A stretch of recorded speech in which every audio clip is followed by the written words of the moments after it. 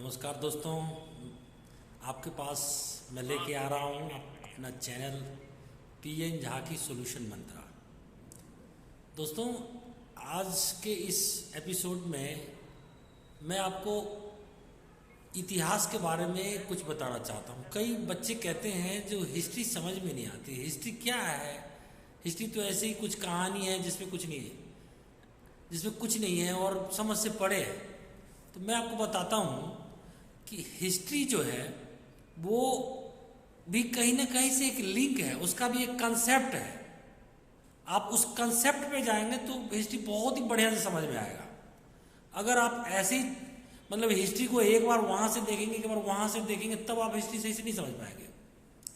History को सही से समझने के लिए आपको एक कंसेप्ट देखना पड़ेगा, जो कहाँ से सभ्यता की शुरुआत हुई और सभ्यता कहाँ तक आ रहा है। आज के लिए जो कल हुआ वो हिस्ट्री हो गई, और जो कल होगा उसके लिए आज हिस्ट्री हो जाएगी। तो कहीं ना कहीं एक लिंकेज होता है। अब लिंकेज को हम कैसे समझ सकते हैं? ऐसे हिस्ट्री को मुख्य रूप से 3 पार्ट में बांटा जाता है। एक एंशिएंट हिस्ट्री, दूसरा मेडिएवल हिस्ट्री एक प्राचीन इतिहास, दूसरा मध्यकालीन इतिहास, और तीसरा हो गया आपका आधुनिक इतिहास मॉडर्न हिस्ट्री। अच्छा, एंशिएंट हिस्ट्री से कुछ पार्ट जो होता है वो आपको आ जाता है, उससे भी प्रागैतिहासिक काल, जिसका हमारे पास कुछ खास अध्ययन नहीं है। जब मनुष्य जो है सभ्यता उतनी विकसित नहीं हुई थी, मानव जाति एक जंगली लोगों की तरह रहते थे और वो पेड़ों पे रहते थे, कच्चा मांस खाते थे और शिकार करते थे, फल फूल खाते थे। लेकिन जैसे जैसे सभ्यता का विकास हुआ तो वो अलग रूप में सामने आया।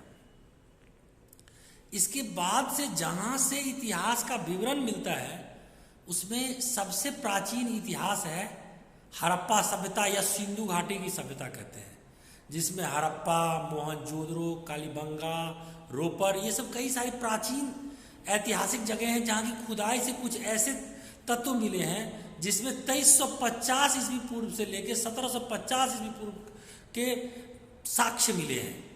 तो ये सबसे प्राचीन सभ्यता सिंधु घाटी की सभ्यता। उसके बाद की जो सभ्यता हुई उसको हमने कहा वैदिक सभ्यता। वैदिक सभ्यता को हम आर्य की सभ्यता भी कह सकते हैं, क्योंकि आर्य लोग ही इस सभ्यता में मुख्य रूप से अध्ययन के रूप में आए हैं और उन्हीं का प्रभाव रहा है। आर्य कहाँ से आए हैं? तो आर्य आए हैं मध्य एशिया से, इस क्षेत्र में। तो जब ये आर्य लोग जो आए तो उन्होंने वैदिक सभ्यता किया। वैदिक सभ्यता का मूल क्या है? वैदिक सभ्यता का मूल है वेद। जो भी ज्ञान, जो भी रिसर्च और इतिहास की साक्ष्य मिले हैं वो अब वेदों से मिले हैं। वैदिक सभ्यता लगभग 1000 वर्ष पुराना रहा है। इसमें कई प्रकार के वेद हैं, ऋग्वेद, सामवेद, यजुर्वेद, अथर्ववेद। ऋग्वेद में वो सारी चीजें, ऋचाएं लिखी हैं जिन्हें देववाणी कहा जाता है। एक स्वरूप फॉर्मेशन एक दिया गया है जो कैसे देव नीति से मनुष्य नीति चलती है। बाद में और यजुर्वेद, सामवेद, या सामवेद में गीतों का गायन, काव्य, साक्ष्य, इस तरीके की चीजें आती हैं। और यजुर्वेद में दवाओं के बारे में, अथर्ववेद में भूत प्रेत या वहम, इस तरीके की भ्रम, ये सारी चीजें आती है। वैदिक सभ्यता में जब उत्तर वैदिक काल का जो हुआ है उसमें बाकी के वेद हुए हैं, और ऋग्वेद, सामवेद ये थोड़ा सा ये पहले हुए हैं। जो उत्तर वैदिक कालीन का जो समय रहा है उसी में जातिवाद ये सब बना है। पहले क्या होता था, जो सब कुछ एक पैमाने से चलता था। जिनको जो काम करते थे उन्हें अपने अपने काम के हिसाब से उनका महत्व मिला हुआ था। बाद के समय में क्या हुआ तो उन्हें जाति के रूप में सामने रख दिया गया। तो कहीं ना कहीं कहें तो उत्तर वैदिक काल एक कुरीतियों का भी काल हो गया। अच्छा, अब हम थोड़ा सा एंशियंट हिस्ट्री में वैदिक काल के बाद के समय में चलते हैं। तो फिर क्या हुआ, महाजनपदों का उदय हुआ। जब महाजनपदों का उदय हुआ 6ठी शताब्दी ईस्वी पूर्व में, उसके दौरान जो सबसे पहला बना है, जो महाजनपद सबसे प्राचीन है, वो मगध है, मगध साम्राज्य। इसके प्राचीन संस्थापक के रूप में किसको माना जाता है, बृहद्रथ को, जो जरासंध के पिता के रूप में भी जाने जाते हैं। बृहद्रथ, जरासंध सबसे शक्तिशाली शासक था मगध का। उसके बाद अगर आप जोड़ते हैं तो आप बहुत ही आसानी में आपने अभी तक यहाँ से यहाँ तक समझ गए जो कहाँ से आया। अब छोटे छोटे रूपों में वंशज को देखिए। ये जो पहला वंशज जिसका आधुनिक इतिहास में वर्णन मिलता है, मतलब प्राचीन इतिहास का जिसका वर्णन मिलता है, वो है हर्यक वंश। तो हर्यक वंश पे आ जाए। हर्यक वंश का संस्थापक कौन थे? हर्यक वंश के संस्थापक थे बिंबिसार, और बिंबिसार के पुत्र हुए अजातशत्रु। अजातशत्रु के पुत्र हुए उदयन। अब इस वंश की एक क्वालिटी आप देख लीजिए जो थोड़ा सा कहने योग्य है। इस वंश के जितने भी शासक हुए इस वंश में, सभी जो पुराने को सक्सेसर बना, जो पुराने का के बाद जो ग्रहण किया, वो अपने पिता की हत्या करके शासन ग्रहण किया। इसीलिए इसको पितृहंता वंश या कुलहंता वंश भी कहा जाता है। तो इतिहास में देख लीजिए राजनीति का क्या स्तर रहा है, राज करने का क्या स्तर रहा है। अच्छा, इस हर्यक वंश के बाद जो हमारे सामने आए हैं वो और भी कई सारे वंश आए हैं, जिसमें मुख्य रूप से शिशुनाग वंश आया। शिशुनाग वंश कौन था?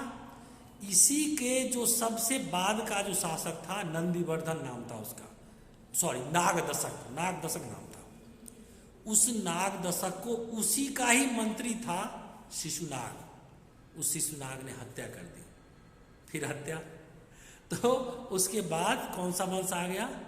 शिशुनाग वंश, जिसे ब्राह्मण वंश भी कहा जाता है।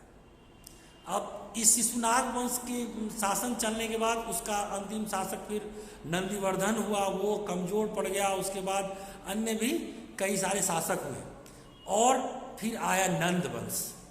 नंद वंश, जिसे हम शूद्र वंश भी कहते हैं। तो देखो, शासन पद्धति में जो अगर कह रहे हैं कोई जो हमेशा कोई एक पक्ष ने शासन किया है, तो ये भी कहना गलत है। इतिहास बता रहा है जो कभी क्षत्रिय, तो कभी ब्राह्मण, तो कभी वैश्य, तो कभी शूद्र, सभी ने शासन किया है। तो उसके बाद जो शासन किया शिशुनाग वंश के बाद, उसके बाद नंद वंश हुआ, जो शूद्र वंश था। उसका संस्थापक महापद्मनंद थे। अब महापद्मनंद के बाद उनका जो शासन उनके पुत्र ने संभाला, उनका नाम था घनानंद। घनानंद के समय में ही 323 ईस्वी पूर्व में सिकंदर भारत आया था, और इसी दौरान चंद्रगुप्त मौर्य का भी उदय हुआ, क्योंकि घनानंद ने चाणक्य, जो कौटिल्य नाम से जाने जाते थे, उनका अपमान किया था। और चाणक्य ने ये जो शाक्य वंश के थे, वैसे भी कह सकते हैं, चंद्रगुप्त मौर्य, उनको तैयार किया, और उनको उनकी सहायता से फिर घनानंद को हरा करके मौर्य वंश का शासन स्थापित हुआ। देख लीजिए शासन फिर आगे कैसी बढ़ गई। उसके बाद फिर उसी दौरान चंद्रगुप्त मौर्य के समय में ही भारत में पहुंच गया वो सिकंदर, और सिकंदर को पोरस का भारत में काफी विरोध भी सहन करना पड़ा।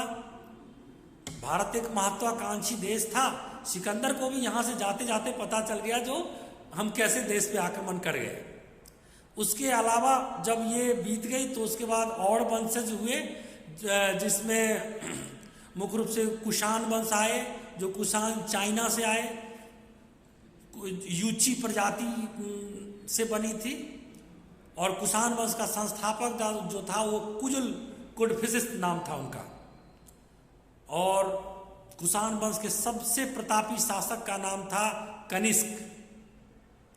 इसके बाद कुषाण वंश के बाद गुप्त वंश और कई सारे वंश इस पे चलते रहे। फिर दक्षिण भारत में चोल, पल्लव, चालुक्य और कई सारे वंशज ने पूरे भारत में राज किए। इस तरीके से जब ये जो इतिहास था ये हमारी प्राचीन कालीन इतिहास था, इसका विवरण मैं अभी प्रस्तुत कर दिया, जिसमें मिला जुला के आपको कुछ वंशज लगभग सामने आ गया होगा तो किस तरीके से यहाँ पे राज किया।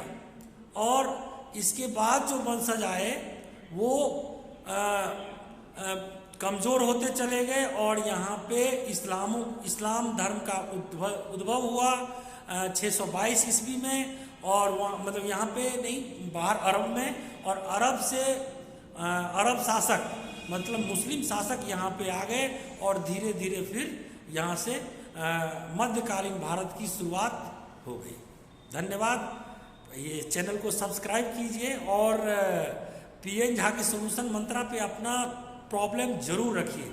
जो भी प्रॉब्लम होगा उसके सोल्यूशन के लिए हम कुछ ना कुछ उपाय बताने की जरूर कोशिश करेंगे और हमारा ये सक्सेसफुल रहेगा। और हम यह भी चाहेंगे कि हमारे चैनल को आप अधिक से अधिक लोगों तक पहुंचाएं, जिससे हमारी बातें पहुंचे और जो हमारा मकसद है वह मकसद कामयाब हो। धन्यवाद।